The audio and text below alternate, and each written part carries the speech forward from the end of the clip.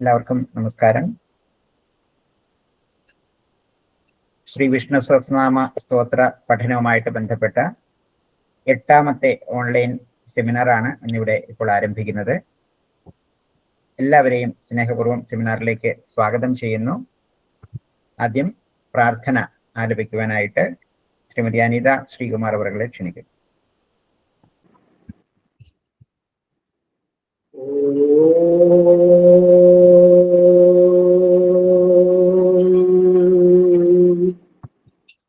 ശാന്താകാരം ഭുജഗശയനം പത്മനാഭം സുരേശം വിശ്വാധാരം ഗഗനസദൃശ്യം മേഘവർണം ശുഭാംഗം ലക്ഷ്മീകാന്തം കമലനയനം യോഗിഹൃദ്ധ്യാനഗമ്യം വന്ദേ വിഷ്ണും ഭവഭയഹരം സർവലോകൈകനാഥം.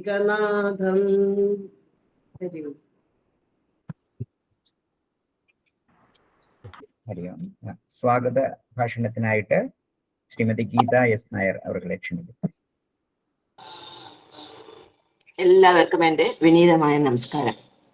വിഷ്ണു സഹസ്രനാമ പഠനത്തോടനുബന്ധിച്ചുള്ള 8ാമത്തെ സെമിനാറാണ് ഇന്നിവിടെ നടക്കുന്നത്. ഈ സെമിനാറിലേക്ക് എല്ലാവർക്കും സുസ്വാഗതം. ഈ സെമിനാർ ഉദ്ഘാടനം ചെയ്യുന്നത് കക്കാട്ട് കിഴക്കേ ഇല്ലത്ത് വാസുദേവൻ പട്ടേരി മകൻ നാരായണ പട്ടേരി, അതായത് ബ്രഹ്മശ്രീ വാരക്കാട് വാസുദേവൻ നാരായണ പട്ടേരി അദ്ദേഹമാണ്. 1974 മുതൽ 2011 വരെ 37 കൊല്ലം സിൻഡിക്കേറ്റ് ബാങ്കിൽ ജോലി ചെയ്തതിനു ശേഷം ഓഫീസർ ആയി റിട്ടയർ ചെയ്തു. ഇടയിൽ 3 വർഷം തിരുവനന്തപുരത്തും ജോലി ചെയ്തിരുന്നു. പാരമ്പര്യമായി 10ഓളം മഹാക്ഷേത്രങ്ങളിലും ഭൂതസ്ഥാനങ്ങളിലും താന്ത്രികം ചെയ്യുന്നുണ്ട്. 2015 ഓഗസ്റ്റ് മുതൽ 2018 നവംബർ വരെ ശ്രീ പത്മനാഭസ്വാമി ക്ഷേത്രം, പഞ്ചഗവ്യത്ത് നമ്പി, പെരിയ നമ്പി എന്നീ സ്ഥാനങ്ങൾ അലങ്കരിച്ചു. സുപ്രീം കോടതി കേസായതിനാൽ 5 അംഗ കമ്മിറ്റിയിൽ അംഗവുമായിരുന്നു. അദ്ദേഹത്തെ ഈ സെമിനാറിലേക്ക് ഭക്തമണ്ഡലിയുടെ പേരിൽ ആദരപൂർവ്വം സ്വാഗതം ചെയ്യുന്നു. നമസ്കാരം സാർ. നമസ്കാരം. സർവ ആഗമങ്ങളും ആചാരങ്ങളെയും മുഖ്യമായി കൽപ്പിച്ചിരിക്കുന്നു. ആ ആചാരങ്ങളാലാണ് ധർമ്മം പ്രഭാവപൂർണമാകുന്നത്. ആ ധർമ്മത്തിന്റെ പ്രഭു അച്യുതനാകുന്നു. ഇത് ശ്രീ മഹാഭാരതത്തിലെ വിഷ്ണു സഹസ്രനാമ അധ്യായത്തിലെ 137ാമത്തെ ശ്ലോകമാണ്. അപ്രകാരമുള്ള ആചാരങ്ങളുടെ പ്രാധാന്യം എന്ന വിഷയത്തെക്കുറിച്ച് നമ്മോട് സംസാരിക്കുന്നത് ഹൃദയവിദ്യ ഫൗണ്ടേഷൻ ചെയർമാൻ ശ്രീ വിദ്യാസാഗർ ഗുരുമൂർത്തിയാണ്. അദ്ദേഹത്തെ ആദരപൂർവ്വം ഇന്നത്തെ സെമിനാറിലേക്ക് സ്വാഗതം ചെയ്യുന്നു. ഇവിടെ സന്നിഹിതരായിരിക്കുന്ന എല്ലാ സുഹൃത്തുക്കളെയും പത്മനാഭ മണ്ഡലിയുടെ പേരിൽ ഈ സെമിനാറിലേക്ക് ഹൃദയപൂർവ്വം സ്വാഗതം ചെയ്യുന്നു. എല്ലാവർക്കും നമസ്കാരം. നന്ദി ഗീതാജി. നമ്മുടെ ഇന്നത്തെ സെമിനാർ ഉദ്ഘാടനം ചെയ്യുന്നതിനായിട്ട് ആദരണീയനായ കക്കാട് കിഴക്കേ ഇല്ലത്ത് വാസുദേവൻ പട്ടേരി മകൻ ശ്രീ നാരായണ പട്ടേരി അവരെ സ്നേഹാദരപൂർവ്വം ക്ഷണിക്കുന്നു. എല്ലാവർക്കും നമസ്കാരം. ഓം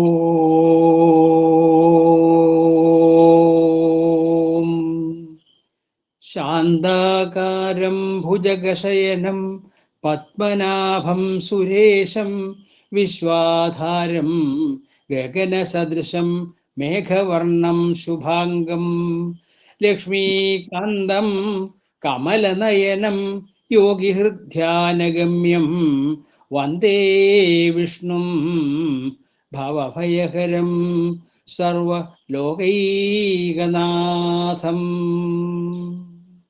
ഓം ശ്രീ പത്മനാഭാശരണം.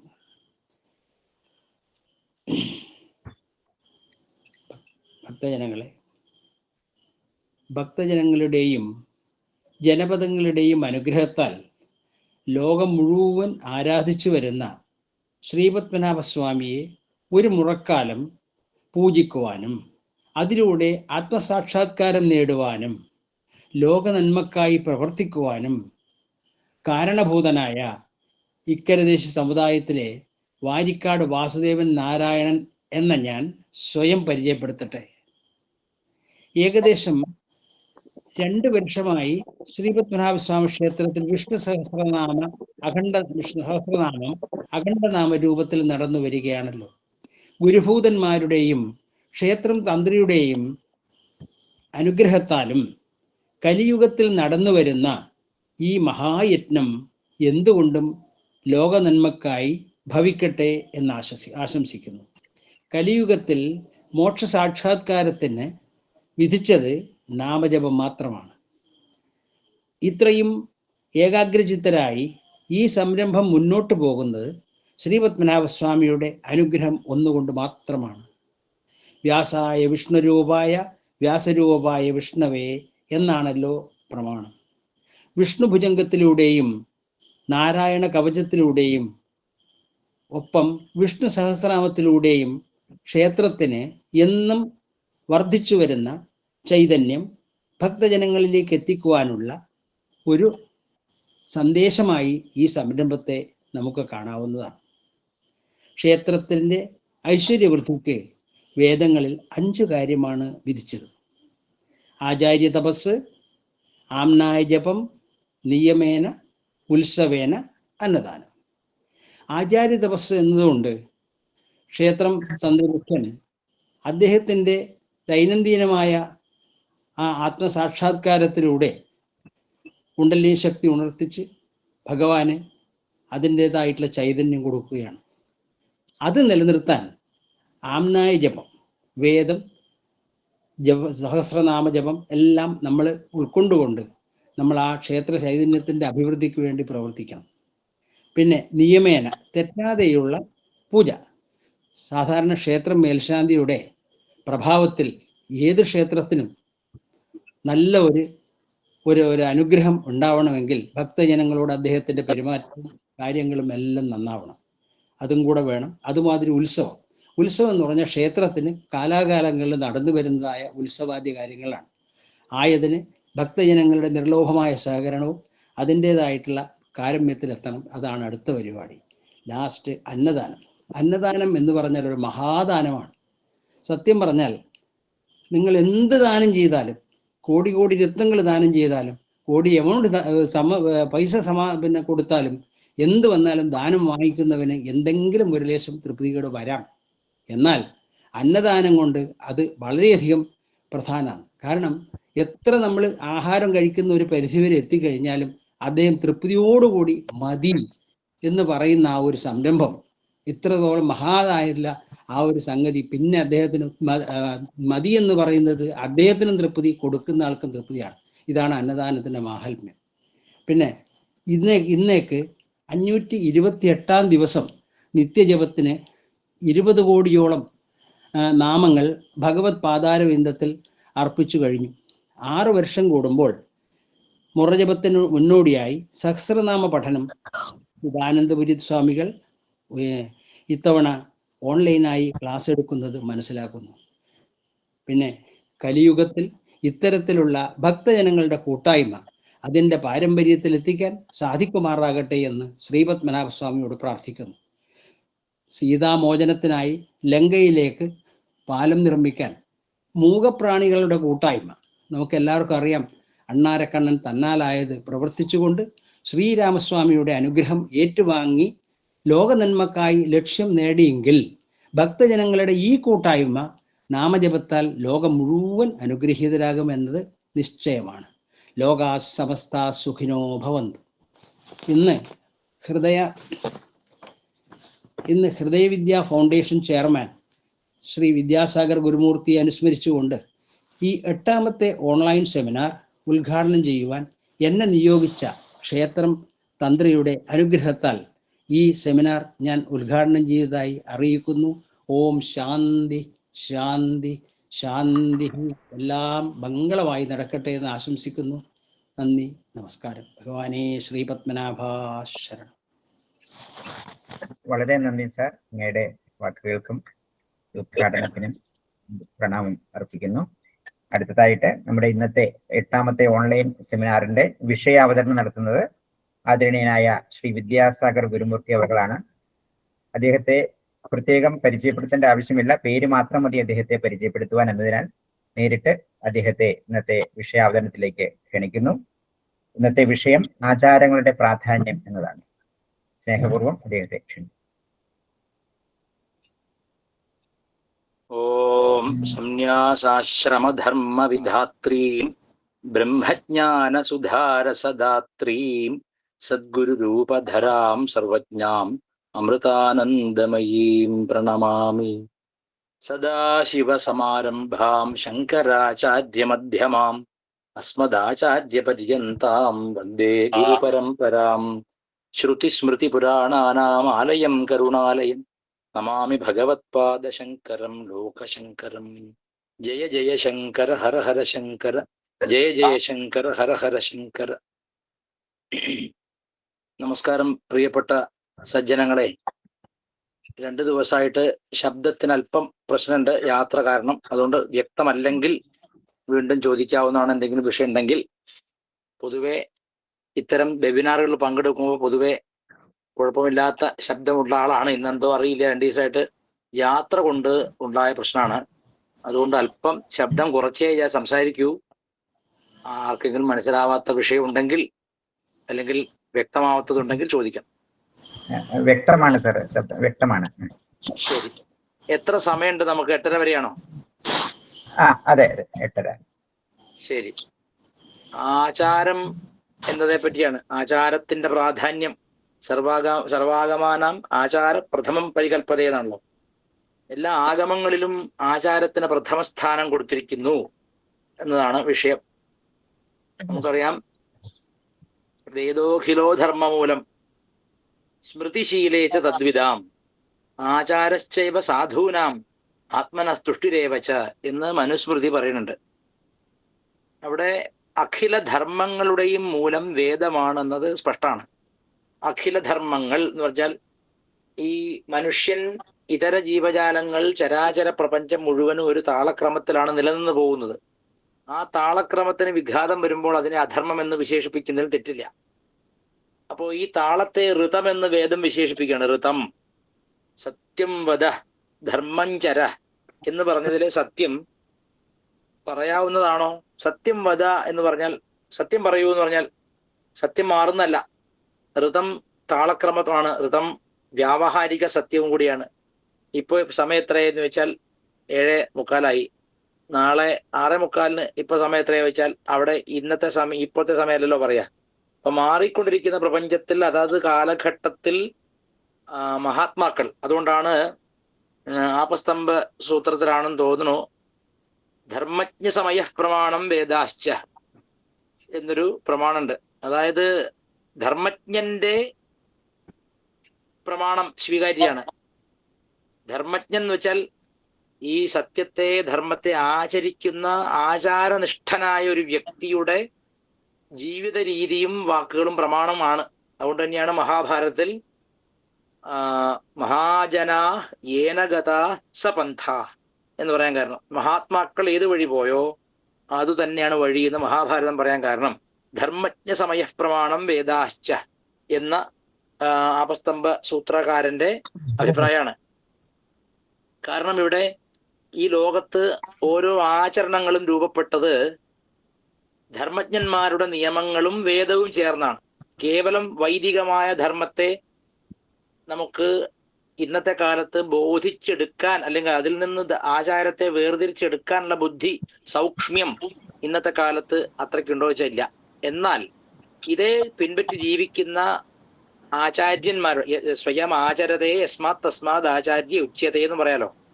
സ്വയം ആചരിച്ചുകൊണ്ട് ഈ ധർമ്മരൂപത്തെ, ഈ ധർമ്മസ്വരൂപത്തെ നിലനിർത്തുന്ന ധർമ്മജ്ഞന്മാരുടെ പ്രമാണം, ധർമ്മജ്ഞ സമയ പ്രമാണം വേദാശ്ച, വേദവും എന്നാണ് പറഞ്ഞിരിക്കുന്നത്. ഇങ്ങനെ ഉള്ള ധർമ്മജ്ഞന്മാരെ നോക്കിക്കൊണ്ടും വേദത്തെ നോക്കിക്കൊണ്ടും നാം ജീവിതത്തിൽ രൂപപ്പെടുത്തുന്നതാണ് നമ്മുടെ പൊതുവെയുള്ള ആചാരങ്ങളെല്ലാം. ഇത് പറയുമ്പോൾ നമ്മുടെ പൂർവകാലത്ത് നമുക്കറിയാം, പഴയ ഋഷിമാരുടെ എല്ലാം ജീവിതം, സത്യം പറഞ്ഞ ആ ജീവിത രീതി തന്നെ അതേപടി പകർത്തിയതാണ് അക്കാലത്തെ ആചാരങ്ങൾ. ഇന്നാണ് വെച്ചാൽ അത് വ്യത്യാസമാണ്. പക്ഷെ ഇപ്പോ വിഷ്ണു സഹസ്രനാമ പഠനത്തോടൊപ്പം ചേർന്നാണ് ഇത് പറയുന്നത് കൊണ്ട് അല്പം വൈഖാനസം തുടങ്ങിയ ആഗമങ്ങളെ അല്ലെങ്കിൽ ആഗമങ്ങളുടെ ഗ്രന്ഥങ്ങളെ സ്പർശിക്കാതെ പറ്റില്ല. ഈ ഭഗവത് സമാശ്രയണം എന്ന് വൈഖാനസവും മറ്റും പറയുന്ന ഒരു പദ്ധതി ഇന്ന് ഏറെക്കുറെ കേരളത്തിൽ പ്രചാരത്തിൽ വന്നു കഴിഞ്ഞു. വിശേഷിച്ച് എൻ്റെ ജ്യേഷ്ഠതുല്യനും ആചാര്യതുല്യനുമായ തരണനല്ലൂർ നമ്പൂതിരിപ്പാടിൻ്റെ ഒക്കെ ജീവിതം കാണുമ്പോൾ അത്ഭുതം തോന്നും. ഇങ്ങനെയൊക്കെ ധർമ്മത്തെ സമാചരിക്കാൻ ഇന്നത്തെ കലിയുഗത്തിൽ കഴിയുമോ എന്ന് ശങ്ക തോന്നും. ഗായത്രി പുരസ്ചരണമാവട്ടെ, മറ്റ് മന്ത്രപുരസ്ചരണമാവട്ടെ, നിത്യജീവിതത്തിലെ നിഷ്ഠയാവട്ടെ, ഇതൊക്കെ കണ്ടാൽ അത്ഭുതം തോന്നും. അത്തരത്തിലുള്ള ധർമ്മജ്ഞന്മാരുടെ ധർമ്മജ്ഞ സമയ എന്ന് ആപസ്തംഭ സൂത്രകാരൻ വ്യക്തമായി പറഞ്ഞിട്ടുണ്ട്. വൈഖാനസത്തിലും മറ്റും ഭഗവത് സമാശ്രയണം എന്ന് പറയുന്നത് ഭഗവാനെ ഇവിടെ പ്രതിപാദിക്കപ്പെടുന്നതിൽ മഹാവിഷ്ണുവിനെ എപ്രകാരം ആരാധനം ചെയ്യണം എന്നതെപ്പറ്റി ആഗമങ്ങൾ പറയുന്നതാണ്. ഭഗവത് സമാശ്രയണം അഥവാ സമാരാധനം ചതുർവിധം ഭവതി. ജപഹുതാർച്ചന ധ്യാനമിതി. 4 തരത്തിലാണ് ശ്രീ ഭഗവാനെ സംബന്ധിച്ച് ഇവിടെ നമ്മുടെ പ്രതിപാദ്യത്തിൽ പ്രകരണത്തിൽ ശ്രീ വിഷ്ണു സഹസ്രനാമമാണ് ചർച്ച ചെയ്യുന്നത് എന്നതുകൊണ്ട് ഇവിടെ ശ്രീപതിയായിരിക്കുന്ന സാക്ഷാൽ അനന്തപത്മനാഭ സ്വാമി, സാക്ഷാൽ മഹാവിഷ്ണുവിനെയാണ് ഇവിടെ പറയുന്നത്. ഇവിടെ വൈഖാനസത്തിൽ ഭഗവത് സമാശ്രയണം അഥവാ സമാരാധനം ചതുർവിധം ഭവതി ജപഹുതാർച്ചന ധ്യാനമിതി. ജപം, അഗ്നിഹോത്രം, അർച്ചനം, ധ്യാനം, ഈ വിധത്തിൽ 4 തരത്തിൽ ചിട്ടപ്പെടുത്തുന്ന ഒരു ബ്രാഹ്മണനെ, ബ്രാഹ്മണൻ എന്ന് ഞാൻ പറഞ്ഞതിൽ ആരും തെറ്റിദ്ധരിക്കരുത്. ഇന്നത്തെ കാലഘട്ടം വളരെ മോശമാണ്. ബ്രാഹ്മണൻ എന്ന് പറഞ്ഞാൽ ഉടനെ ഞാൻ അതിന്റെ ഹെജ്മണി പ്രചരിപ്പിക്കുന്ന ആളാണെന്ന് പറയരുത്. ഞാൻ ഇത് ഉദ്ദേശിച്ചത് ധർമ്മജ്ഞൻ എന്ന അർത്ഥത്തിൽ മാത്രം എടുക്കുക. വേദത്തിന്റെ വിളക്ക് കെടാതെ സൂക്ഷിക്കുന്നവൻ ആരോ അവൻ ബ്രാഹ്മണൻ. വേദത്തിന്റെ വിളക്ക് കെടാതെ സൂക്ഷിക്കുന്നവൻ ആരോ അവൻ ബ്രാഹ്മണൻ എടുക്കുക. സാവിത്രീ പൂർവം വൈഷ്ണവീം ഋചം. മനസ്സിലാവുണ്ടോ? അതായത് ഇവിടെ ജപം എന്ന് പറഞ്ഞതിൽ വൈഖാനസകാരൻ പറയുന്നത് സാവിത്രീ പൂർവം, അതായത് ബ്രാഹ്മണർക്ക് അല്ലെങ്കിൽ ത്രൈവർണികൾക്ക് ചെറുപ്പത്തിൽ ഗായത്രി മന്ത്രോപദേശമുണ്ട്. ഈ ഗായത്രി മന്ത്രം എന്നത് കേവലം ഒരു ടെക്നിക്കൽ ടേമാണ്. അതിന്റെ യഥാർത്ഥ നാമം സാവിത്രി എന്ന് തന്നെയാണ്. കാരണം സവിതാവിനെ തോഷിപ്പിക്കുന്നത് കൊണ്ട്, സവിതാവിനെ ധ്യാനിക്കുന്നത് കൊണ്ട്, നമുക്കറിയാലോ നാരായണ സവിതൃമണ്ഡല മധ്യവർത്തി. ഈ സവിതൃമണ്ഡലത്തിന്റെ മധ്യവർത്തിയായിരിക്കുന്ന സാക്ഷാൽ ആദിനാരായണനെ ഒരു ബ്രാഹ്മണൻ സന്ധ്യാവന്ദന വേളയിൽ ധ്യാനിക്കേണ്ടതാണ്. ധ്യേയ സദാ എന്നാണ്. ധ്യേയ, ധ്യാനിക്കപ്പെടേണ്ടവനാണ്. ഇവിടെ ആഗമം പറയണത് സാവിത്രീ പൂർവം വൈഷ്ണവീ മൃചം എന്നാണ്. എന്നുവെച്ചാൽ സാവിത്രീ പൂർവം എന്ന് വെച്ചാൽ ഋഗ്വേദോക്തമായിട്ടുള്ള ഗായത്രി മന്ത്രത്തെ പുരസ്ചരണം ഒരു ബ്രാഹ്മണൻ മുടക്കിക്കൂടാ. അങ്ങനെ ചെയ്യുകയാൽ അവന് അവന്റെ ആചാരവിച്ഛിത്തി വരുമെന്നാണ്. ആചാരവിച്ഛിത്തി എന്നത് ഇപ്പോ ഇല്ലാത്തവരാരാ എന്ന് എണ്ണ പ്രയാസമാണ്. എല്ലാവരും ആചാരവിച്ഛിത്തി ഉണ്ട്. ഈ വിഷയങ്ങളിലൊക്കെ നമ്മളും പലപ്പോഴും വളരെ കഠിനമായ അഭിപ്രായ പ്രകടനങ്ങൾ നടത്തിയിട്ടുള്ള ആളാണ്. പക്ഷെ ഇത്തരത്തിലൊരു പണ്ഡിത സദസ്സിൽ ഇത് പറയുന്നതിൽ അർത്ഥമില്ല. പക്ഷെ സാവിത്രീ പൂർവം വൈഷ്ണവി വ്രതം എന്ന് പറഞ്ഞാൽ അവിടെ വിഷ്ണുവിന്റെ ഋക്കുകളെല്ലാം തന്നെ അതിപ്പോ പുരുഷ സൂക്തമായിക്കോട്ടെ. പുരുഷ സൂക്തം എന്ന് പറയുമ്പോൾ കൃത്യമായിട്ട് ഇന്ന ദേവത എന്ന് പറയാൻ പറ്റില്ല. എങ്കിലും പൊതുവെ നമ്മൾ വിഷ്ണു സഹസ്രനാമവും പുരുഷ സൂക്തവും ഒക്കെ തത്തുല്യ പ്രാധാന്യത്തോടെ ആചരിക്കുന്നവരാണ് കേരളീയർ. അതുകൊണ്ട് ഇവിടെ ഗായത്രി മന്ത്രത്തെയും വൈഷ്ണവീ ഋചം, വൈഷ്ണവിയായിരിക്കുന്ന വിഷ്ണു ബന്ധമായിരിക്കുന്ന ഋക്കുകളെയും അഷ്ടാക്ഷരം വാ ഭഗവന്തം ധ്യാത്വാ അഭ്യസേത്ത ജപ, ഇതാണ് പ്രമാണം. എന്നുവെച്ചാൽ സാവിത്രി ഗായത്രി മന്ത്ര പുരസ്ചരണം. അവിടെ സന്ധ്യാവന്ദനം പറഞ്ഞിരിക്കും. സന്ധ്യാവന്ദനവും ഗായത്രി മന്ത്രവും തമ്മിൽ അംഗീഭാവമാണുള്ളത്. ഞാനൊരു ഇതൊക്കെ പോയപ്പോൾ അവിടെ ഒരു ആചാര്യൻ, നവീന കാലത്തെ ഒരു ആചാര്യൻ 120 കുട്ടികൾക്ക് ഗായത്രി ഉപദേശിച്ചു എന്ന് പറഞ്ഞു. ഞാൻ ചോദിച്ചു, അല്ല കുട്ടികളെ, നിങ്ങൾ സന്ധ്യാവന്ദനം പഠിച്ചുവോ? സന്ധ്യാവന്ദനം അതെന്താ സാധനം എന്നാണ് ആൾക്കാർ ചോദിക്കുന്നത്. സന്ധ്യാവന്ദനത്തിൽ പറയപ്പെടുന്ന പല മന്ത്രങ്ങളും ഇപ്പൊ ഓരോ സൂത്രം എടുക്കുക.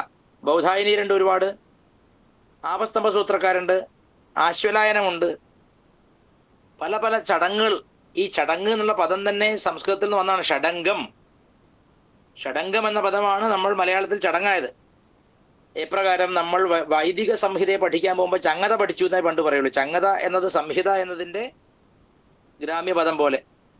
ഇവിടെ ഉണ്ണികൾക്ക് ഗായത്രി മാത്രം ഉപദേശിച്ചു കൊടുക്കുകയും അവരിൽ മിഥ്യാബ്രാഹ്മണ ബോധം ഉണ്ടാക്കിയെടുക്കുകയും ചെയ്യുന്നത് അങ്ങേയറ്റം തെറ്റാണ്. ഉണ്ടാവേണ്ടത് സുഷ്ഠുവായ ധർമാചരണ വിശേഷം ആണ് വേണ്ടത്. ജാതി നോക്കാതെ തന്നെ ധർമാചരണത്തിൽ ഉത്സുകരാക്കി തീർക്കുകയാണ് വേണ്ടത്. പക്ഷെ ഇന്ന് പലരും പേരെടുക്കാൻ വേണ്ടിയിട്ട് വരൂ ഇതാ പിടിച്ചോ തത്സവിതുർ വരേണ്യം എന്ന് പറഞ്ഞു കൊടുക്കണം. അങ്ങനെ വരുമ്പോൾ ഉണ്ടാകുന്ന കുഴപ്പം, സന്ധ്യാവന്ദനത്തിൽ അനേകം ക്രിയകൾ അടങ്ങിയിരിക്കുന്നു. അത് ഒരു മനുഷ്യന്റെ ശരീര മനോബുദ്ധികളെ വിമലീകരിക്കുന്നതിൽ അതിപ്രാധാന്യമുള്ളതാണ് എന്നത് സുസ്പഷ്ടമാണ്. അപ്പോ ഈ സന്ധ്യാവന്ദനാദികൾ ചെയ്യുമ്പോൾ അവിടെ ഗായത്രി എന്ന വൃത്തത്തിലുള്ള ആ നിശ്ചിത് ഗായത്രിയിലെ ആ മന്ത്രത്തെ സ്മരിക്കുമ്പോൾ അവിടെ ധ്യേയ സദാ സവിതൃമണ്ഡല മധ്യവർത്തി, സവിതൃമണ്ഡലത്തിൽ തന്റെ ഇഷ്ടദേവനെ ധ്യാനിച്ചുകൊള്ളണം എന്നാണ്. അത് ആത്മാവ് തന്നെയാണ്. അത് ആ സവിതാവ് ബ്രഹ്മമാണ്, ആ ബ്രഹ്മം താൻ തന്നെയാണ് എന്നുറയ്ക്കലാണ് ജീവിത ലക്ഷ്യമെന്ന് ബോധ്യമാവുന്നു. ഇപ്പൊ സന്ധ്യാവന്ദനം എന്നതിന്റെ ഹൃദയഭാഗം അല്ലെങ്കിൽ ഹൃദയമിടിപ്പാണ് ഗായത്രി മന്ത്രം. അതുകൊണ്ടാണ് ഇവിടെ ആഗമകാരൻ അഥ ഭഗവത് സമാശ്രയണം ചതുർവിധം ഭവതി, 4 തരത്തിൽ ഭഗവാനെ ആശ്രയിക്കേണ്ടതാണ്. എങ്ങനെയാണ്? ജപഹുതാർച്ചന ധ്യാനമിതി, എല്ലാ ദിവസവും നിത്യേന. പിന്നെ ഞങ്ങളെയൊക്കെ വേദം പഠിപ്പിക്കുന്ന കാലത്ത് ചെറുപ്പത്തിൽ പറഞ്ഞൊരു കാര്യം, സന്ധ്യാവന്ദനം എന്നത് ഒരു പുണ്യപാപങ്ങളെ സൃഷ്ടിക്കുന്ന ഒരു പുതിയ കർമ്മമല്ല, പ്രത്യുത പൂർവപാപങ്ങളെ നശിപ്പിക്കുന്ന ഒരു ക്രിയയാണ്. അപ്പൊ അതുകൊണ്ട് എന്താണ്, സന്ധ്യാവന്ദനം ചെയ്തുകൊണ്ട് ലോട്ടറി അടിക്കുന്നോ, സന്ധ്യാവന്ദനം ചെയ്തുകൊണ്ട് എന്താ പറയാ ഐശ്വര്യം ഉണ്ടാവുന്നോ ഒന്നും ആരും പ്രചരിപ്പിക്കരുത്. സന്ധ്യാവന്ദനം നിത്യകർമ്മമാണ്. നിത്യകർമ്മങ്ങളുടെ ഫലം നാസ്തി. നിത്യകർമ്മങ്ങൾ പുതിയൊരു ഫലം ഉണ്ടാവുന്നില്ല എന്ന് മാത്രമല്ല, പൂർവ്വജന്മാർജിതമായ പാപസഞ്ചയങ്ങളെ നശിപ്പിക്കുക എന്നതാണ് അതിന്റെ പ്രഥമമായ ലക്ഷ്യം. പലരും നിത്യകർമ്മം ചെയ്യാൻ പോലും ഔത്സുക്യം കാട്ടാത്തതിന് കാരണം അത് ലൂക്രറ്റീവ് അല്ല. It is not at all lucrative. ഇതിൽ നിന്ന് എന്ത് കിട്ടും എന്ന് ചിന്തിക്കുന്ന ഒരു തലമുറയ്ക്ക് ഇതിൽ നിന്നൊന്നും കിട്ടില്ല എന്ന് അറിഞ്ഞു കഴിഞ്ഞാൽ പിന്നെ ഇത് ചെയ്യില്ല. പക്ഷേ ആചാര്യന്മാർ പറയുന്ന ഒരു കാര്യം, ബ്രഹ്മവർച്ചസ്വീഭവ എന്നൊരു ഉണ്ണിയോട് പറഞ്ഞാൽ ആ ബ്രഹ്മവർച്ചസം എന്താണ്, അതിന്റെ മഹിമ എന്താണ്, അതൊരു മനുഷ്യനെ സമാജത്തിൽ ആരാക്കി തീർക്കും. കിരീടം വെക്കാത്ത രാജാവ്, ചെങ്കോലില്ലാത്ത ചക്രവർത്തി എന്നൊക്കെ പറയണ പോലെ അത്യുന്നതമായ മാന്യത താൻ പറയാതെ തന്നെ സമൂഹത്തിൽ ലഭിക്കുന്ന ഒന്നാണ് സന്ധ്യാവന്ദനം. ഇത് എൻ്റെ വ്യക്തിപരമായ അനുഭവം കൂടിയാണ്. നമ്മളൊന്നും ഇല്ലാച്ചോളൂ, ഒരു പുസ്തകവും വായിച്ചിട്ടില്ല, ഒരു വിവരവും ഇല്ലാച്ചോളൂ, എന്നാലും നിത്യേന സന്ധ്യാവന്ദനാദികൾ നിത്യകർമ്മങ്ങൾ അനുഷ്ഠിക്കുന്ന ഒരു വിപ്രൻ എന്ന് പറയുമ്പോൾ ആരും തെറ്റിദ്ധരിക്കരുത്.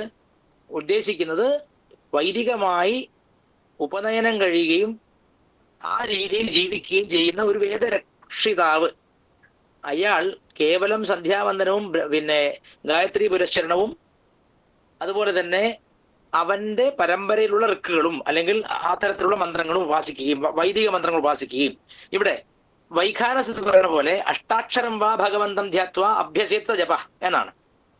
ഓം നമോ നാരായണായ എന്ന അതിവിമലമായ അതിവിശേഷമായ മന്ത്രത്തെ ആരൊരുവൻ ജപിക്കുന്നുവോ അവൻ മഹാവിഷ്ണുവിനെ ഏറ്റവും സമ്യക്കായി സുഷ്ഠുവായി ആചരിക്കുന്നവനാണ്, ആരാധിക്കുന്നവനാണ്. അതുകൊണ്ടാണ് ഭഗവത് സമാശ്രയണം എന്ന പദം അവിടെ പറയാൻ കാരണം. ശരണാഗത വത്സലനായിട്ടുള്ള സാക്ഷാൽ മഹാവിഷ്ണു ഒരുവനിൽ പ്രീതിപ്പെടുന്നത് അവന്റെ ഈ 4 ആചരണങ്ങൾ കണ്ടെത്തിയാണ്. പ്രാഥമികമായി ഇതില്ല, ബാക്കി അവൻ എന്ത് കുളം കുത്തി കൊടുത്തിട്ടും കാര്യമില്ല, കിണർ കുഴിച്ചിട്ടും കാര്യമില്ല, ബോർഡ് വെച്ചിട്ടും കാര്യമില്ല, സ്വർണ്ണപ്പാളി അമ്പലത്തിലേക്ക് കൊടുത്തിട്ടും കാര്യമില്ല. അവൻ ഈ 4 കാര്യങ്ങൾ ചെയ്യുന്നവനാകയാൽ അവനിൽ അവശ്യമായ ഭാഗവത ധർമ്മങ്ങൾ വന്നു ചേരുന്നു എന്നാണ്. അതുകൊണ്ട് ഒരു മഹാവിഷ്ണുവിന്റെ ഭക്തനായിരിക്കുന്ന ധർമ്മജ്ഞനായ ഒരാൾ ആദ്യം ചെയ്യേണ്ടത് അയാൾക്ക് പാരമ്പര്യമായി കിട്ടിയ മന്ത്രങ്ങളെ വൈഷ്ണവീ ഋക്കുകളോട് ചേർത്ത് അഗ്നിഹോത്രം ചെയ്തുകൊണ്ട് അഷ്ടാക്ഷരം ജപിച്ചുകൊണ്ട് ഭഗവാനെ ധ്യാനിച്ചുകൊണ്ട് ജീവിക്കലാണ്. ഇത് വളരെ ലളിതമായിട്ട് മറ്റൊരു തരത്തിൽ ഇഷ്ടാപൂർത്തങ്ങളെ ഇഷ്ടാപൂർത്തം എന്ന് പറഞ്ഞാൽ വേദത്തിൽ അറിയാം എല്ലാവർക്കും. ഇഷ്ടാപൂർത്തങ്ങൾ എന്ന് പറഞ്ഞാൽ അതിൽ അവനവന്റെ വ്യക്തിപരമായ ആവശ്യങ്ങൾക്കുള്ള പ്രീതി, ദേവതാ പ്രീതിയും സമാജത്തിന് വേണ്ടുന്ന സേവയും ഇഷ്ടാപൂർത്തം എന്നതിലുണ്ട്. അന്യർക്ക് കൊടുക്കേണ്ടതുണ്ട് അതിൽ. അപ്പോ വേദത്തിൽ ഭാഗം കൊടുക്കണുണ്ട്. അതായത് ഇപ്പോ ആചാര്യ ഭഗവത് പാദർ പറഞ്ഞു, ഗേയം ഗീതാ നാമസഹസ്രം ധ്യേയം ശ്രീപതി രൂപം അജസ്രം നേയം സജ്ജനസംഗേ ചിത്തം ദേയം ദീനജനായ ച വിത്തം. അപ്പോ എല്ലാ ദിവസവും ഗീതാശാസ്ത്രത്തെ ദേവകീപുത്രനായ സാക്ഷാൽ പരബ്രഹ്മം, സാക്ഷാൽ ആദിനാരായണന്റെ പൂർണ്ണാവതാരമായ ഭഗവാൻ ശ്രീകൃഷ്ണനെ അല്ലെങ്കിൽ ശ്രീപതിയെ, മഹാവിഷ്ണുവിനെ നിത്യവും ധ്യാനിക്കേണ്ടതാണ്. അതോടൊപ്പം തന്നെ നിത്യേന ഗീത എന്ന് പറഞ്ഞാൽ ദേവകീപുത്രനായ സാക്ഷാൽ പരബ്രഹ്മസ്വരൂപിയായ ഭഗവാൻ ശ്രീകൃഷ്ണന്റെ ദിവ്യവാണി ഗീതാശാസ്ത്രം, ശ്രീമദ് ഭഗവത്ഗീതാസു ഉപനിഷത്സു ബ്രഹ്മവിദ്യ അല്ലെ, ഉപനിഷത്തുകളെ ബ്രഹ്മവിദ്യയാണ്. ആ ബ്രഹ്മവിദ്യയെ പ്രതിപാദിക്കുന്ന ഗീതയെ നിത്യം പഠിക്കണം. ഗേയം ഗീത നാമസഹസ്രം, സഹസ്രനാമവും ജപിക്കണം. അങ്ങനെയാണല്ലോ ഗീതയിൽ തന്നെ പറയുന്നത്. 10-ാം അധ്യായത്തിൽ ഗീതയിൽ തന്നെ പറയുന്നുണ്ട്, യജ്ഞാനാം ജപയജ്ഞോസ്മി, യജ്ഞങ്ങളിൽ വെച്ച് ഞാൻ ജപയജ്ഞമാകുന്നു. ആ ജപയജ്ഞം എന്ന് പറയുന്നത് സഹസ്രനാമ ജപമാണെന്ന് 1-2 ഭാഷ്യങ്ങളിൽ ഞാൻ വായിച്ചിട്ടുണ്ട്. അവിടെ ഗീതയിൽ ജപം എന്ന് പറഞ്ഞിരിക്കുന്നത് ശ്രീ ഭഗവാൻ വിഷ്ണുവിന്റെ സഹസ്രനാമത്തെയാണ്. ആരോ ഒരാള് മൈക്ക് ഓൺ ചെയ്തിരിക്കണം, അതുകൊണ്ട് വല്ലാണ്ട് എക്കോ അടിക്കുന്നുണ്ട് കേട്ടോ. ദാക്ഷായണി ഭഗവതി ദേവ ചെയ്തത് ഓഫ് ചെയ്യണം. ശരി. അപ്പോ ഇവിടെ ഭഗവാൻ ശ്രീകൃഷ്ണന്റെ ഗീതോപദേശവും ആ ദിവ്യ ശക്തി സ്വരൂപനെ, പുണ്യപുരുഷനെ, ഈശ്വരകോടിയെ ആരാധിക്കുവാനുള്ള എളുപ്പമാർഗമായ ജപയജ്ഞം തന്നെയാണ് എന്ത് വിഷ്ണു സഹസ്രനാമ ജപം എന്ന് പറയുന്നത്. അതുകൊണ്ടായിരിക്കാം വൈഖാനസം ഭഗവത് സമാശ്രയണം അഥവാ സമാരാധനം ചതുർവിധം ഭവതി ജപഹുതാർച്ചന ധ്യാനമിതി എന്ന് പറഞ്ഞത്. ജപം എന്ന് പറഞ്ഞതിൽ സാവിത്രി മന്ത്രത്തെ ജപിക്കലും വൈഷ്ണവി ആയിരിക്കുന്ന ഋക്കുകൾ ജപിക്കലും പെട്ടിരിക്കണു. പുരുഷ സൂക്താവട്ടെ, വിഷ്ണു സൂക്തമാവട്ടെ, മറ്റ് അനേകം സൂക്തങ്ങളുണ്ട് ആവട്ടെ, അതും ഹോമം അല്ലെങ്കിൽ ഹുതാർച്ചന എന്ന് പറഞ്ഞാൽ ഇവിടെ ഉദ്ദേശിക്കുന്നത് വൈദികമായ കർമ്മങ്ങളാണ്. കർമ്മം വൈദികീ കർമ്മം, വൈദികീ കർമ്മത്തെയാണ് ഇവിടെ പറഞ്ഞിരിക്കുന്നത്. അതായത് ഗൃഹസ്ഥനെ സംബന്ധിച്ച് അഗ്നിഹോത്രം തന്നെ, അഗ്നികാര്യത്തെ ചെയ്യുക, സാവിത്രി മന്ത്രത്തെ ജപിക്കുക, വിഷ്ണു സഹസ്രനാമം ജപിക്കുക. അഷ്ടാക്ഷരം വിശേഷമാണ്. അഷ്ടാക്ഷരവും പഞ്ചാക്ഷരി ഇല്ലാതെ ഒരു മലയാളിയെ സങ്കല്പിക്കാൻ പറ്റില്ല. നമശിവായ നമശിവായ നമശിവായ ജപിക്കുക. ഓം നമോ നാരായണായ, ഓം നമോ നാരായണായ, ഓം നമോ നാരായണായ. ഭേദം കൽപ്പിക്കാതെ ജപിക്കുക. പരബ്രഹ്മ രൂപത്തിൽ പരബ്രഹ്മത്തിന്റെ വിവിധ ഭാവങ്ങൾ എന്നേ കരുതേണ്ടു, അല്ലെങ്കിൽ ജ്ഞാനം ഉറക്കില്ല, വിഡ്ഢിയായി പോകും.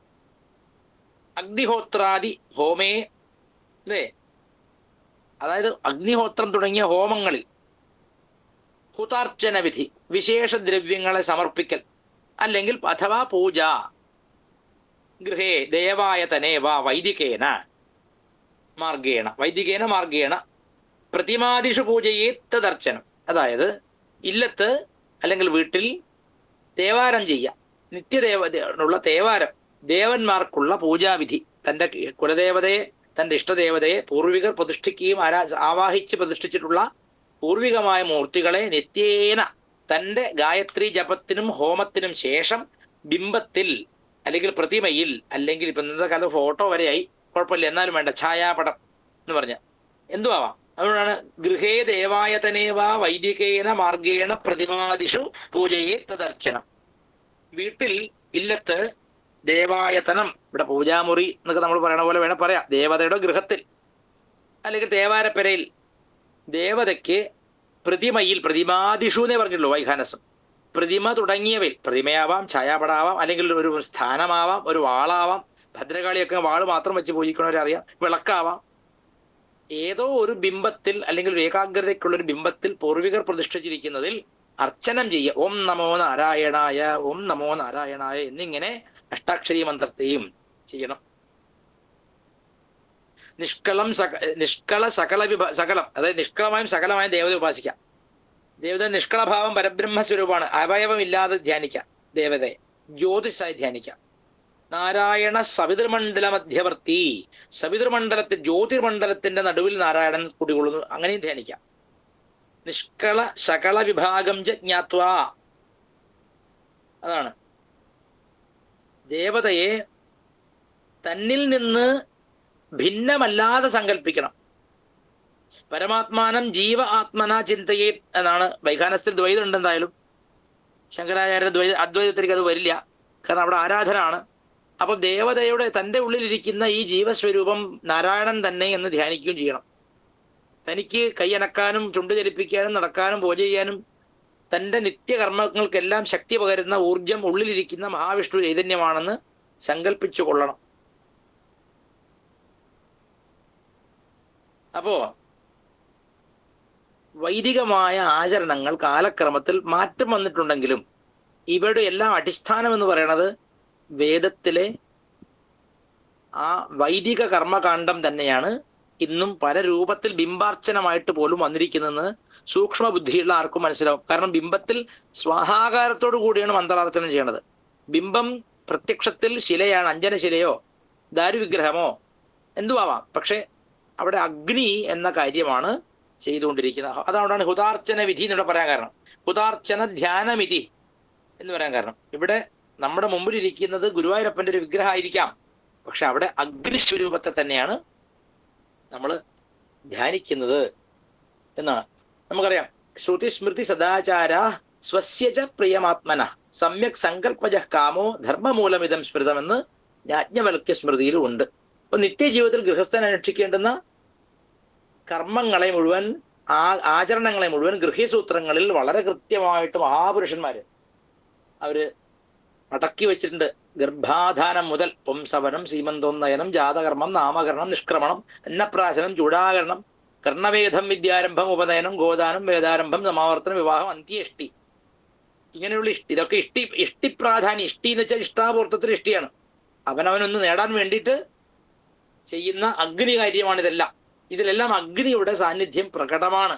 ഒടുവിൽ ഇപ്രകാരം ധർമ്മത്തെ ആചരിച്ച് ജീവിച്ച ഗൃഹസ്ഥൻ ഈ അഗ്നിക്ക് തന്റെ ശരീരം സമർപ്പിക്കണു. അതുകൊണ്ട് അതും ഇഷ്ടിയാണ്. ഇങ്ങനെയുള്ള കർമ്മങ്ങളെല്ലാം പോയിട്ട് ഇപ്പോ കാട്ടിക്കൂട്ടൽ ഒരുപാടുണ്ട്. എങ്കിലും വലിയൊരു സമൂഹം തിരിച്ചുപോക്ക് നടത്തുന്നു.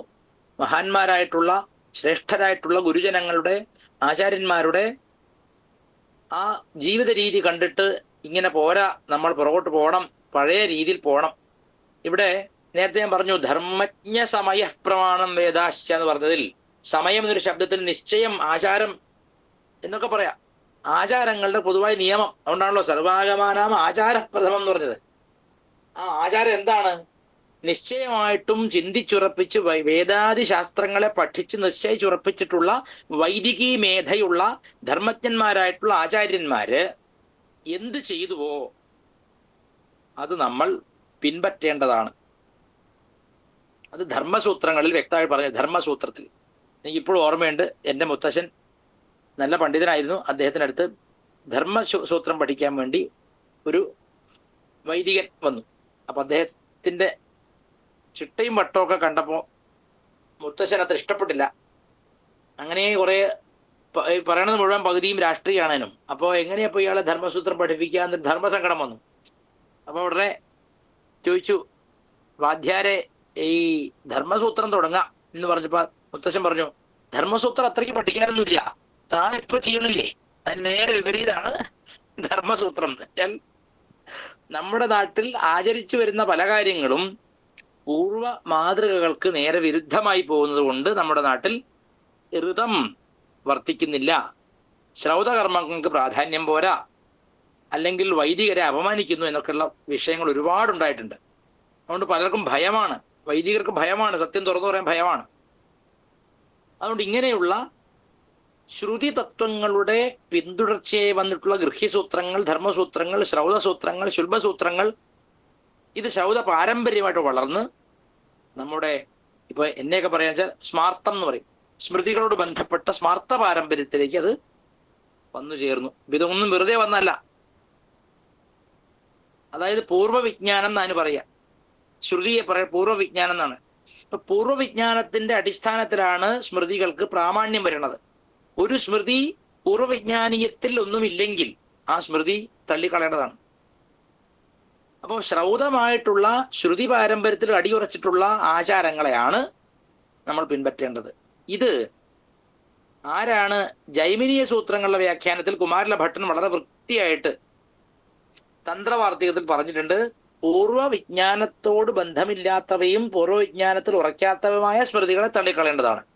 പൂർവ്വവിജ്ഞാന വിഷയം വിജ്ഞാനം സ്മൃതി രുച്യതേ, പൂർവ്വജ്ഞാനാദ്വിനാ തസ്യാ പ്രമാണം നാവധാര്യതേ എന്ന് കൃത്യമായിട്ട് കുമാരഭട്ടൻ പറഞ്ഞിട്ടുണ്ട്.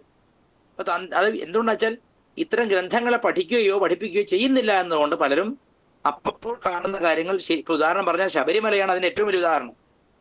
മണികണ്ഠൻ എന്ന് സ്വാമിക്ക് പേരുണ്ട്. എന്താ അതിന്റെ അർത്ഥം? മണി ശബ്ദത്തിനർത്ഥം രത്നം എന്നാണ്. മണി ശബ്ദത്തിന് രത്നം എന്നർത്ഥം.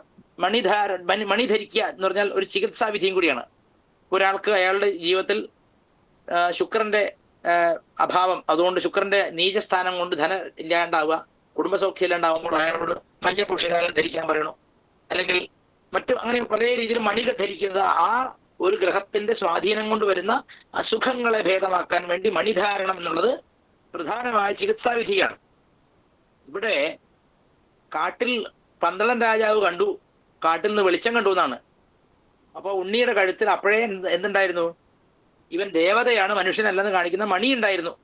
ഈ നോക്കൂ, നിങ്ങൾ ശബരിമലയ്ക്ക് പോയ കൂട്ടം മണിയടി കേൾക്കാം.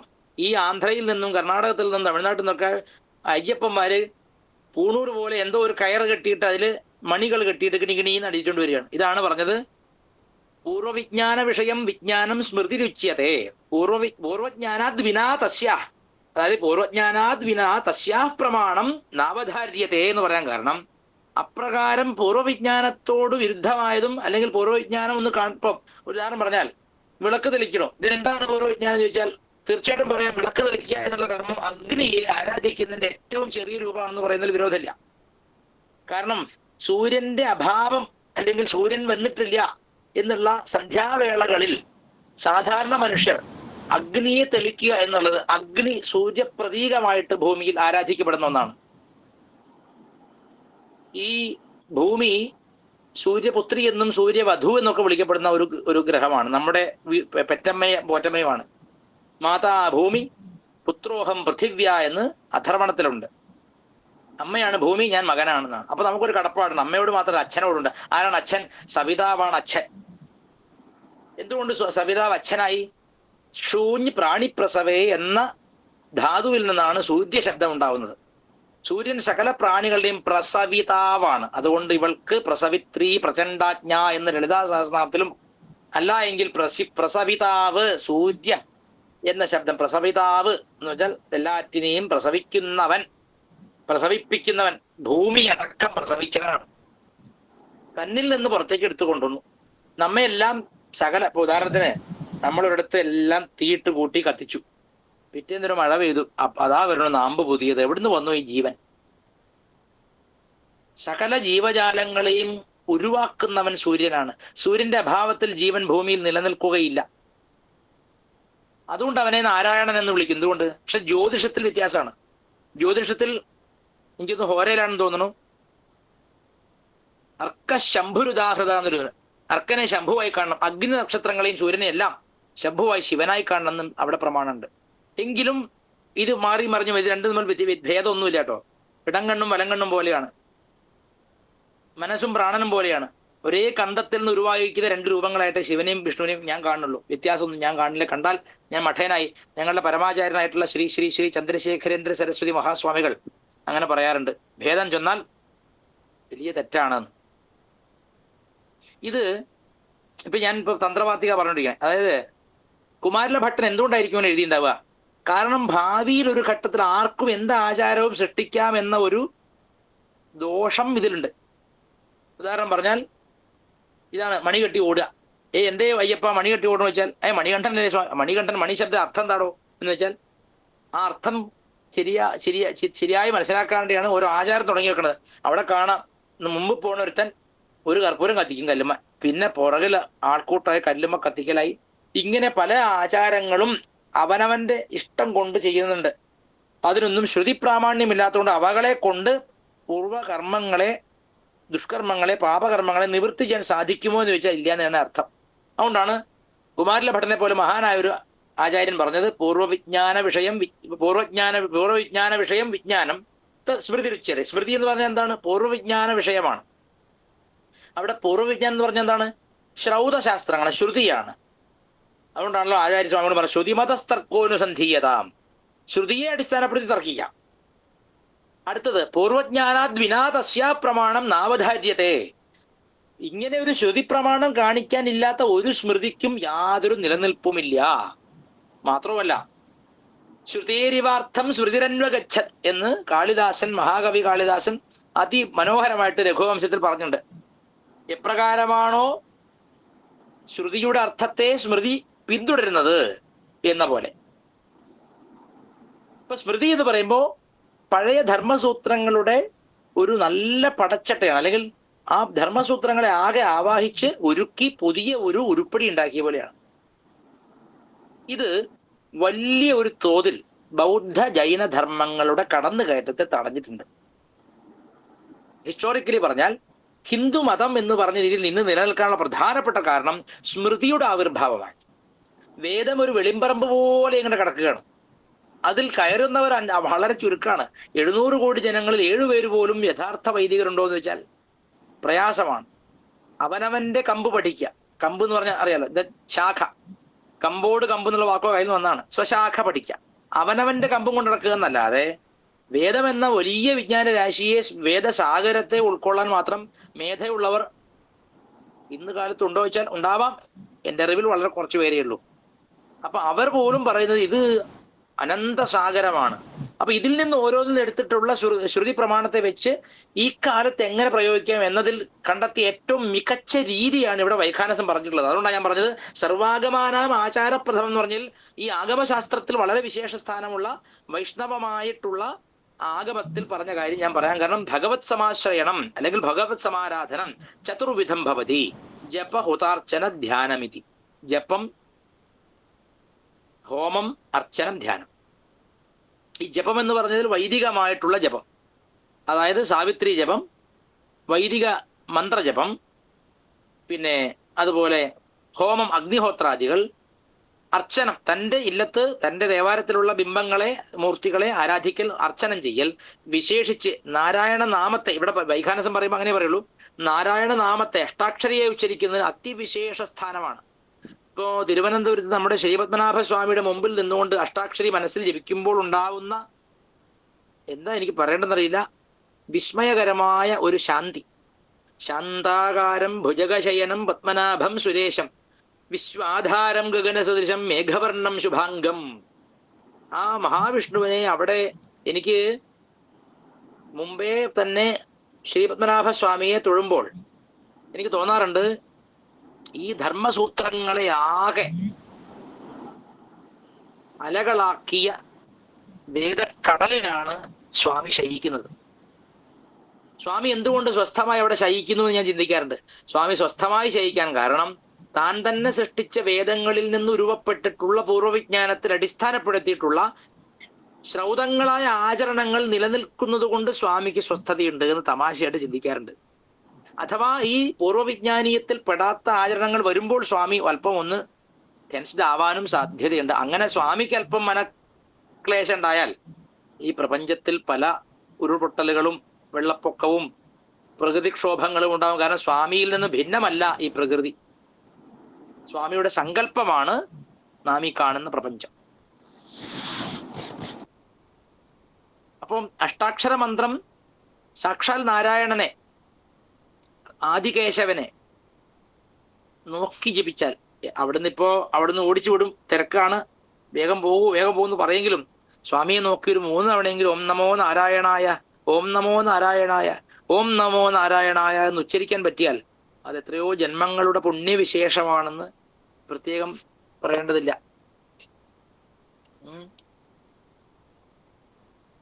അമൂർത്തവും സമൂർത്തവുമായിട്ട് ദേവാർച്ചനം ചെയ്യാം എന്നും ഇവിടെ വൈഖാനസത്തിന്റെ വ്യാഖ്യാനങ്ങൾ പലതുണ്ട്. അതിൽ പത്മനാഭസ്വാമിയുടെ ബിംബത്തെ പരികൽപ്പന മനസ്സിൽ ചെയ്താലും അത് സമൂർത്തം തന്നെയാണ്, അമൂർത്തല്ല. അമൂർത്തമായി ചെയ്യുമ്പോൾ അവിടെ ഈ ഗായത്രി, സത്യത്തിൽ ഗായത്രി മന്ത്രം എന്ന് പറയുന്നത് സത്യത്തിൽ അമൂർത്തമാണത്. വേദപരമ്പരയെ നിലനിർത്തുന്ന ഇന്ന ഒരു മൂർത്തി എന്ന് നിശ്ചയിക്കാതെ തത്സവിതുർവരേണ്യം ഭർഗോദേവസ്യ ധീമഹി. അപ്പൊ ദേവന്റെ ഭർഗ എന്ന് വെച്ചാൽ ദേവന്റെ ജ്യോതിഷിനെ അമൂർത്തമായിട്ടാണ്. അപ്പം അത് സീമാതീതമായിട്ടുള്ള നിസ്സീമമായിട്ടുള്ള ജ്യോതിഷാണ്. ആ ദേവന്റെ ജ്യോതിഷിനെയാണ് ഇവിടെ ധ്യാനിക്കുന്നത്. അത് അമൂർത്താരാധനയാണ്. ദേവാർച്ചനം ദ്വിവിധം. എന്തൊക്കെയാണ്? 2 രീതിയിൽ ദേവാർച്ചന ഉണ്ട്, അമൂർത്തം, സമൂർത്തം. പിന്നെ ഗാർഹപത്യാദി അഗ്നികളെ ആരാധിക്കുക എന്നുള്ളത് വിപ്രന്മാർക്ക് വിശേഷമാണ്. അത്തരം അഗ്നികളിലുള്ള ആരാധനയെ അമൂർത്തമായി തന്നെയാണ് കണ്ടിരിക്കുന്നത്. കാരണം അഗ്നിക്ക് അതിര് നിശ്ചയിക്കാൻ സാധിക്കില്ല. ഒരു ബിംബത്തിന്, സകല ബിംബത്തിന് അതിന് കണ്ണും കാതും കയ്യും ഒക്കെ കൊത്തുന്നതുകൊണ്ട് അതിന് ബിംബത്തിന് പരിധി കൽപ്പിക്കാവുന്നത് കൊണ്ട് അത് സമൂർത്തമാവുകയും അഗ്നി ആരാധനം പൊതുവിൽ അമൂർത്തമായ ബ്രഹ്മാരാധനമായിട്ട് കണക്കാക്കും. അമൂർത്തം ഗാർഹപത്യാദി സർവാഗ്നിഷു ഹുതം സ്മൃതം, ഇതാണ് എന്റെ പ്രമാണവാക്യം. അമൂർത്തം ഗാർഹപത്യാദി സർവാഗ്നിഷു, ഗാർഹപത്യം തുടങ്ങിയ സർവ്വ അഗ്നികളിലും ചെയ്യപ്പെടുന്ന, ഹോമിക്കപ്പെടുന്നതിനെ അമൂർത്തം എന്നാണ് പറയുന്നത്. അപ്പൊ ഹോമവിശേഷം വൈദിക കാലത്തെ അമൂർത്തമായ ആചരണമാണെങ്കിൽ അതേ അഗ്നിയെ തന്നെ വീണ്ടും കൊണ്ടുവന്ന് ആവാഹിച്ച് വിഗ്രഹങ്ങളിൽ പ്രതിഷ്ഠിക്കുമ്പോൾ അത് സമൂർത്തമായ ആരാധനയായി വ്യാഖ്യാനിക്കപ്പെടുന്നുവെങ്കിലും അതിന്റെ ലക്ഷ്യവും നിസ്സീമമായ മോക്ഷമാണ്. സീമ കൽപ്പിക്കാൻ പറ്റാത്ത മോക്ഷസുഖമാണ്. അപ്പൊ ക്ഷേത്രത്തിൽ പോവുക എന്ന് പറഞ്ഞാൽ ഗുരുവായൂരപ്പ എന്ന് വിളിച്ചാൽ അത് കേവലം വിഡ്ഢികളാണ് വിളിക്കണമെന്നൊക്കെ പലരും പറയും, ബിംബാരാധന എന്നൊക്കെ. പക്ഷെ അങ്ങനെയല്ല, ബിംബത്തിലൂടെയാണ് ആരാധിക്കുന്നത്. ത്വയി സംപൂജയാമീശം എന്നാണ് പൂജാമന്ത്രം. നിന്നിലൂടെ ഞാൻ ഈശനെ പൂജിക്കുന്നു. ആ വിഗ്രഹം ഒരു ഉപാധിയാണ്. അതുകൊണ്ടാണ് ഇവിടെ അമൂർത്തം ഗാർഹപത്യാദി സർവാഗ്നിഷുഹൃതം സ്മൃതം എന്ന് പിന്നെ സമൂർത്താർച്ചനം പറയാൻ കാരണം.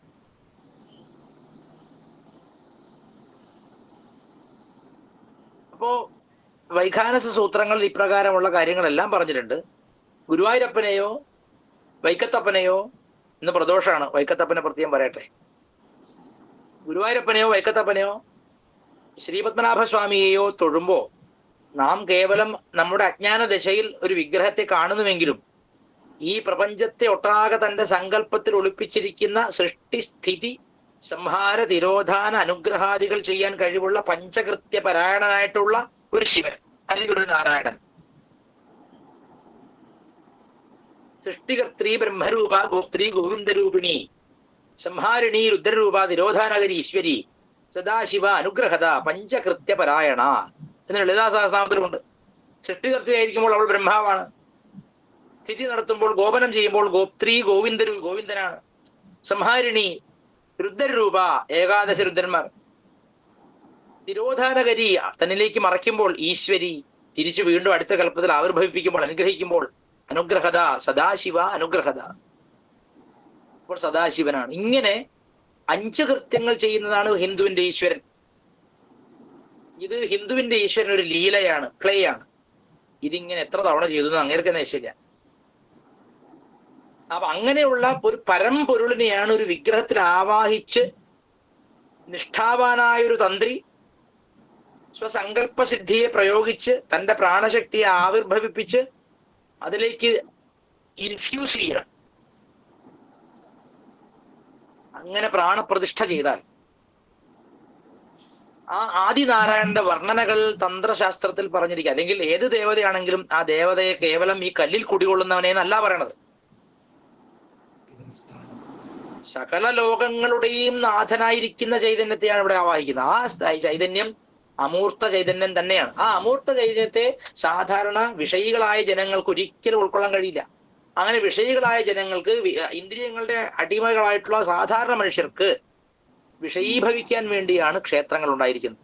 അപ്പൊ ക്ഷേത്രത്തിൽ നടക്കുന്ന വൈദികമായ യജ്ഞം, അതാണ് സർവാഗ്നിഷു, ഇത് തരത്തിലുള്ള അഗ്നിയാരാധനയിലും ചെയ്യപ്പെടുന്ന അതേ ഇഫക്റ്റാണ് ക്ഷേത്രത്തിലുമുള്ളത്. ക്ഷേത്രം വൈദികാരാധനാ കേന്ദ്രം തന്നെയാണ്. വിഗ്രഹത്തിൽ ചെയ്യപ്പെടുന്ന അർച്ചനം എന്നത് തീർച്ചയായും പ്രതിമാരാധനം എന്ന രീതിയിൽ കളിയാക്കുന്നതല്ല. ആ മന്ത്രങ്ങളെല്ലാം കേട്ടു നോക്കിയാൽ അറിയാം അതിന്റെ അർത്ഥതലങ്ങൾ ബ്രഹ്മവിഷയകമാണ്. എന്നുവെച്ചാൽ പൂർണ്ണ ബ്രഹ്മത്തെയാണ് അവിടെ പ്രതിഷ്ഠിച്ച് ആരാധിക്കുന്നത്. അതുകൊണ്ട് ഇവിടെ മഹാവിഷ്ണുവിനെ ആരാധിക്കുന്നതാണ് വിഷ്ണു സഹസ്രനാമത്തിലൂടെ ചെയ്യുന്നത്. നിത്യവും ഒരാൾ വിളക്ക് തെളിച്ച് വെച്ച് വളരെ നിഷ്കളങ്കമായ രീതിയിൽ ഗായത്രി മന്ത്രോപാസനയും വിഷ്ണുവിന്റെ ഋക്കുകൾ ഉച്ചരിക്കുകയും ഇഷ്ടാക്ഷം ജപിക്കുകയും ഭഗവാനെ ധ്യാനിക്കുകയും ഭഗവാനെ അർച്ചനം ചെയ്യുകയും എന്തിലൂടെ വിഷ്ണു സഹസ്രനാമത്തിലൂടെ അർച്ചന ചെയ്യുകയും ചെയ്താൽ അവന്റെ കർമ്മം പൂർത്തിയായി എന്ന് കണക്കാക്കണം. ഏറ്റവും ലഘുവായ ഭഗവത് സമാശ്രയണമാണത്. ശരി, ഇത്രയും പറഞ്ഞു. എന്തിനാണ് ഇത്രയും പറഞ്ഞു വെച്ചാൽ, നമ്മുടെ നാട്ടില് അഗ്നി ആരാധനം പൊതുവെ നിന്നുപോയി. കേവലം ഇല്ലങ്ങളിൽ മാത്രം ഒതുങ്ങി കൂടുന്ന രീതിയാണ്. അതുകൊണ്ട് അങ്ങനെയുള്ള സാമാന്യ ജനങ്ങൾക്ക് ഈ വിഷ്ണു സഹസ്രനാമം വലിയൊരു ആശ്വാസമാണ്. എന്തുകൊണ്ട്? ഈ ശാസ്ത്രങ്ങളിലെല്ലാം പറയുന്നത് പഠിക്കുക എന്നത് ദുഷ്കരമാണ്. വിഷ്ണു സഹസ്രനാമ ജപത്തിലൂടെ മാത്രം സാക്ഷാൽ നാരായണൻ നമ്മിൽ പ്രീതിപ്പെടുമെന്ന സങ്കല്പമാണ്. അത് ആര് ബലം തന്നു? ഭഗവാൻ ശ്രീകൃഷ്ണൻ ഗീതയിൽ യജ്ഞാനാം ജപയജ്ഞോസ്മി എന്ന് പറഞ്ഞു വെച്ചു. ജപം ചെയ്താൽ തന്നെ ഞാൻ പ്രീതിപ്പെട്ടു എന്ന് ഭഗവാൻ പറഞ്ഞു. നിത്യം നൈമിത്തികം കാമ്യം എന്ന് പൊതുവേ മൂന്നായി തിരിച്ചിരിക്കുന്ന നമ്മുടെ കർമ്മങ്ങളെ, മൂന്നല്ല പൊതുവേ ഇങ്ങനെയുള്ള മൂന്നായി തിരിച്ചിരിക്കുന്ന കർമ്മങ്ങളെ ചെയ്യാൻ പലപ്പോഴും സാഹചര്യവും അറിവും ദ്രവ്യങ്ങളും കിട്ടാത്തൊരു കാലത്ത് നിത്യകർമ്മം ചെയ്യാൻ പറ്റുന്നില്ല. പിന്നെ ചമത ഹോമിക്കണം വെച്ചാൽ എന്താ ചമത എന്നറിയാത്ത ആളുകളാണ് പൂജാസ്റ്റോർ നടത്തുന്നത്. അപ്പോൾ ഇന്ന് കാലത്ത് അത് ചോദിച്ചാൽ വിഡ്ഢിയായി. അപ്പൊ അതെന്താ ചെയ്യുക? അങ്ങനെയൊന്നും പോവാതെ വൈഖാനസം പറഞ്ഞിരിക്കുന്ന എളുപ്പ വഴി പിടിച്ചാൽ ഒരു പരിധി വരെ മഹാവിഷ്ണു പ്രീതി ഉണ്ടാവും എന്നാണ്. പുനശ്ച ത്രിവിധം നിത്യം നൈമിത്തികം കാമ്യം ചെയ്തി തത്ര നിത്യം നിത്യനിമിത്തോപാധൗ ചോദിതം അഹരഹം ആവാസ്യഷ്ടതികാ അഷ്ടകങ്ങള് അഷ്ടകാദിഷു. ഇത് ഏകോദ്ദിഷ്ടം പാർവണം എന്നിങ്ങനെയുള്ള ശ്രാദ്ധങ്ങൾ ചെയ്യാം. പിതൃക്കന്മാരിൽ ഒരു തലമുറയ്ക്ക് വേണ്ടിയിട്ട് ചെയ്യുന്ന കർമ്മങ്ങളാണ് ഏകോദ്ദിഷ്ടം. 3 തലമുറ ഉദ്ദേശിച്ചാണ് പാർവണം. ഇതെല്ലാം ഇന്നത്തെ കാലത്ത് ചെയ്യണം. എല്ലാ കർക്കിടക മാസവും കാണാം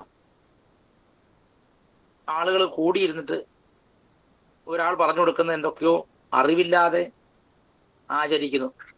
പുറകോട്ട് ഇല അറിഞ്ഞാൽ പിതൃക്കൾ തിന്നോളും എന്നൊക്കെയുള്ള തോന്നലാണ്. ആ കാര്യങ്ങളൊക്കെ ഇനി തിരിച്ചു കൊണ്ടുവരാൻ പറ്റുമോ വെച്ചാൽ എനിക്കറിയില്ല.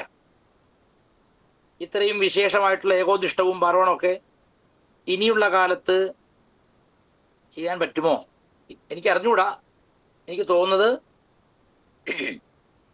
ആകെ ചെയ്യാൻ നമുക്ക് പറ്റുന്ന കാര്യമാണ് ഇവിടെ വളരെ ശുദ്ധമായിട്ട് വൈഖാനസം പറഞ്ഞു തന്നിരിക്കുന്നത്. എന്താണ്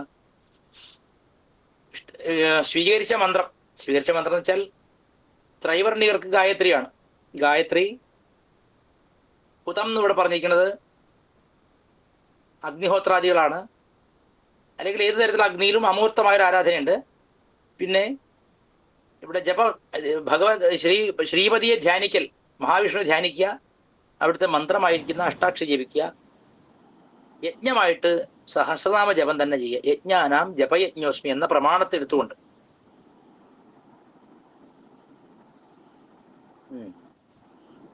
അപ്പൊ ധർമ്മത്തിന്റെ ലക്ഷണം ഇവിടെ പറഞ്ഞു കഴിഞ്ഞു. എപ്പോഴും ഒരു മനുഷ്യൻ തൻ്റെ ഹൃദയത്തിൽ ശാന്തിക്ക് വേണ്ടി ചെയ്യുന്ന കർമ്മങ്ങളെ, നാരായണ ഗുരുവിനെ പോലുള്ള പറഞ്ഞല്ലോ, എന്താണ് അവനവൻ എനിക്ക് ശബ്ദത്തിൽ ഇടണം ബ്രേക്ക് എടുക്കണത്, അവനവൻ ആത്മസുഖത്തിനായി ആചരിപ്പവ അപരന് സുഖത്തിനായി വരണം അദ്ദേഹം പറഞ്ഞല്ലോ. ഇതൊക്കെ എവിടുന്ന് വന്നതാണ്? ഇതൊന്നും ആരുടെയും കണ്ടുപിടുത്തൊന്നുമല്ല. വൈദികമായ ഇഷ്ടാപൂർത്തങ്ങളാണ് ഇവിടെ പറഞ്ഞിരിക്കുന്നത്. അവനവൻ ചെയ്യുന്ന ഇഷ്ടികൾ പ്രകൃതിക്കും കൂടിയുള്ളതാണ്. അതിന്റെ സങ്കല്പം അതാണ്. കേവലം അവനവന് ഊണ് കഴിക്കാൻ വേണ്ടി ഒരാളും ഗായത്രി ജപിക്കില്ല. ആത്മ സംസ്കരണത്തോടൊപ്പം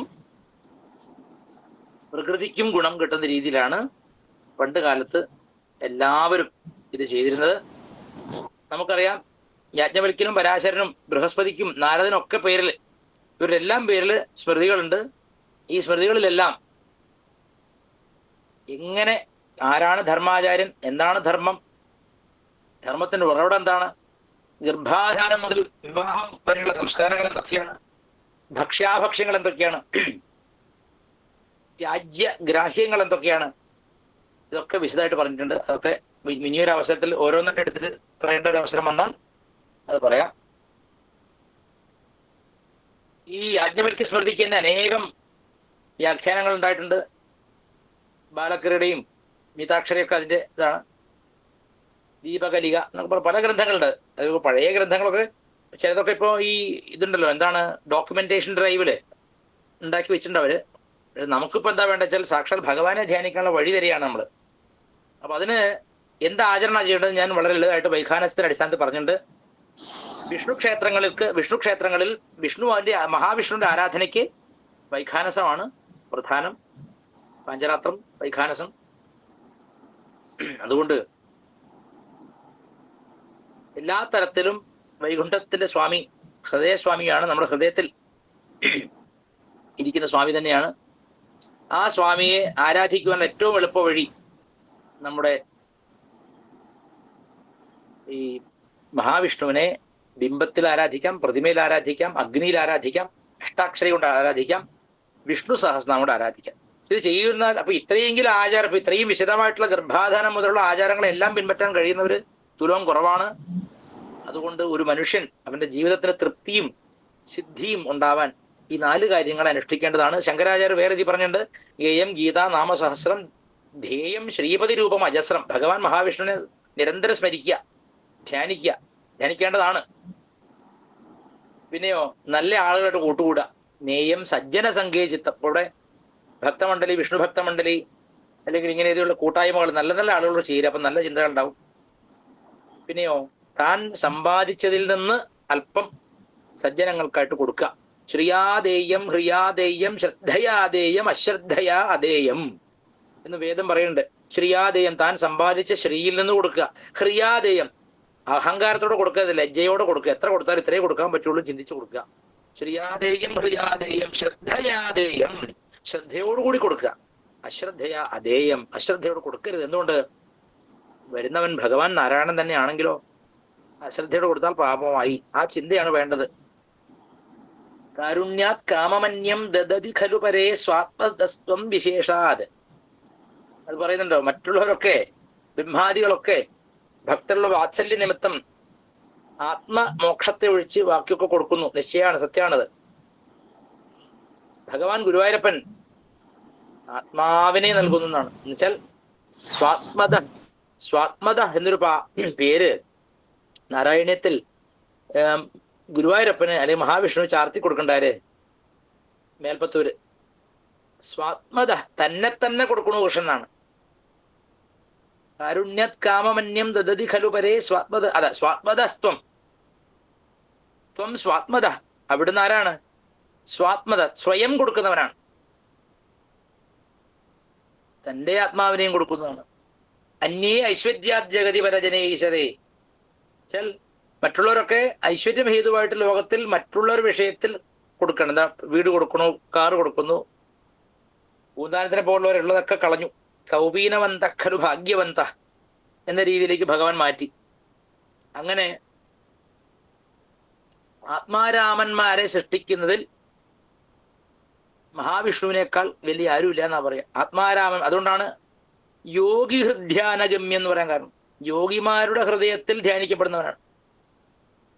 ഇച്ഛകളൊക്കെ പൂർത്തീകരിച്ച് ഇഷ്ടാപൂർത്തങ്ങളുടെ ഘട്ടം കഴിഞ്ഞ് ശ്രുതിയുടെ ശിരസായിരിക്കുന്ന വേദാന്ത ജ്ഞാനത്തെ കിടപിടിക്കുന്നവർ ഈ മഹാവിഷ്ണുവിന്റെ പാദത്തെ ആശ്രയിക്കുന്നു. എന്തുകൊണ്ട്? അവിടുന്ന് സ്വാത്മത ശബ്ദത്താൽ കീർത്തിക്കപ്പെടുന്നവനാണ്, തന്നെ കൊടുക്കുന്നവനാണ്. അങ്ങനെയുള്ള മഹാവിഷ്ണുവിന്റെ കാരുണ്യം ഈ കൂട്ടായ്മയ്ക്ക് ഉണ്ടാവട്ടെ. ഞാൻ വിഷയം എന്താ പറഞ്ഞതെന്ന് എനിക്ക് തന്നെ അറിയില്ല. ഇതിനുവേണ്ടി പ്രത്യേകിച്ച് തയ്യാറെടുപ്പ് ഒന്നും നടത്തിയില്ല.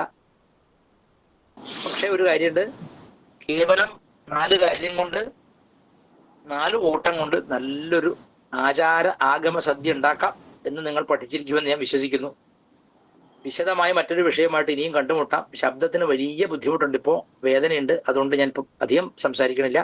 എൻ്റെ വാക്കുകളൊക്കെ എൻ്റെ ഗുരുപരമ്പരയുടെ പാതാരബന്ധങ്ങൾ സമർപ്പിക്കുന്നു. ഹര നമഃ പാർവതീ പതയേ ഹര ഹര മഹാദേവ. സർവത്ര ഗോവിന്ദനാമ സങ്കീർത്തനം. ഗോവിന്ദ ഗോവിന്ദ. ജയ ജാനകീകാന്ത സ്മരണം. ജയ ജയ രാമ രാമ. സദ്ഗുരുസ്വാമിന ജയ്. അരുണാചല ശിവ, അരുണാചല ശിവ, അരുണാചല ശിവ, അരുണാചല. അരുണാചല ശിവ അരുണാചല ശിവ അരുണാചല ശിവ അരുണാചല. ശ്രീരാമ ജയം. ഓം ശ്രീരാമ ജയം. ആചാരങ്ങളുടെ പ്രാധാന്യം എന്ന വിഷയത്തിൽ ഗുരുജി. ആചാരങ്ങളുടെ പ്രാധാന്യം എന്ന വിഷയത്തിൽ നമ്മോട് ഇതുവരെ സംസാരിച്ച ശ്രീ വിദ്യാസാഗർ ഗുരുമൂർത്തി അവർക്ക് പ്രണാമങ്ങളോടെ നന്ദി അറിയിക്കുന്നു. ഈ നമസ്കാരം. സെമിനാറിന് സന്തോഷം. ഔപചാരികമായിട്ട് നന്ദി അറിയിക്കുവാനായിട്ട് ശ്രീ വിനോദ് അവരെ ക്ഷണിക്കും.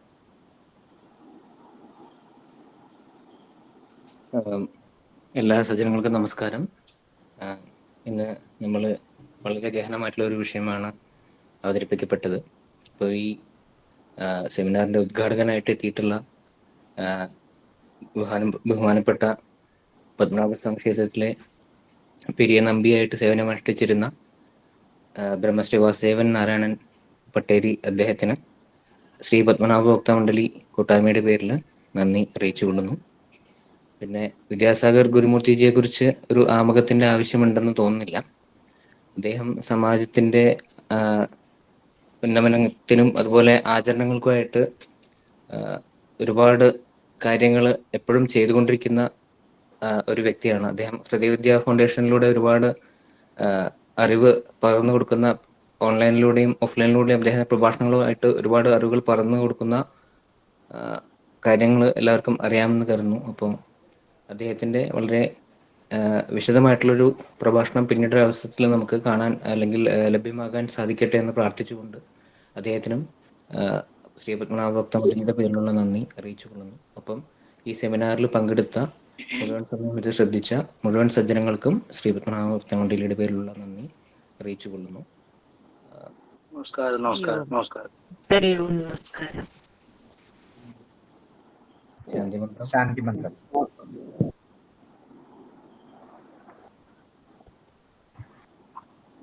സർവേ ഭവന്തു സുഖിനഃ, സർവേ സന്തു നിരാമയാഃ, സർവേ ഭദ്രാണി പശ്യന്തു, മാ കശ്ചിത് ദുഃഖഭാഗ് ഭവേത്. ഓം ശാന്തി ശാന്തി ശാന്തി. എല്ലാവർക്കും ശുഭരാത്രി. എല്ലാവർക്കും നമസ്കാരം. ശുഭരാത്രി. ശുഭരാത്രി.